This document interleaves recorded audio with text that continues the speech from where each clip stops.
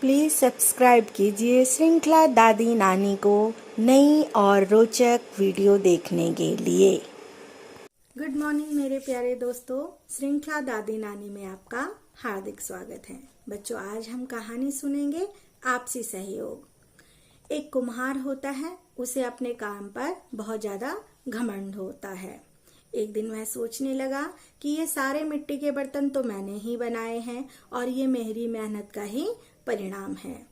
लेकिन मिट्टी कुम्हार के इस गर्व को सहन नहीं कर पाई और उसने कुम्हार से कहा, यदि मैं नहीं होती तो तुम ये घड़ा कैसे बनाते?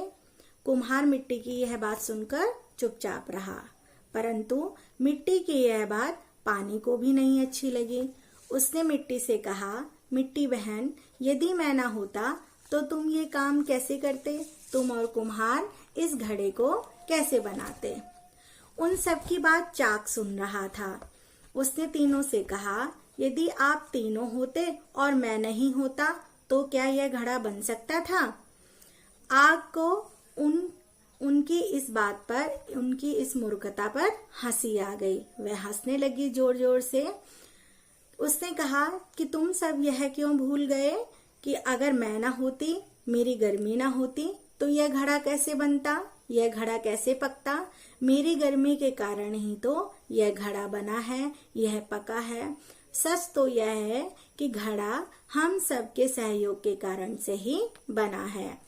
यह केवल कुम्हार या मिट्टी या पानी के या चाक के प्रयास से ही नहीं बना है, यह हम सब के प्रयास से मिलजुल कर बना है। उस दिन से किसी ने अपने कार्य पर गर्व नहीं किया। यानी सबको बात समझ में आ गई है कि मिलजुल कर काम करने से ही सारे काम सफल होते हैं। तो सबने समझ लिया कि सबके मिलजुल कर काम करने से ही कोई भी नई वस्तु को बनाया जाता है।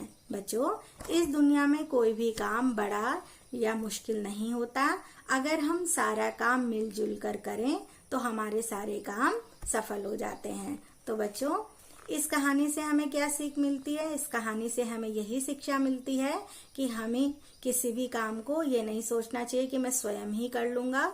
अगर कोई काम ऐसा है जिसमें हमें किसी की मदद की जरूरत पड़े तो हमें काम करने के लिए दूसरों की मदद ले लेनी चाहिए। इसमें कोई छोटा बड़ा नहीं होता। बच्चों, आप सभी को यह कहानी समझ में आई होगी, सब पसंद आई होगी। धन्यवाद।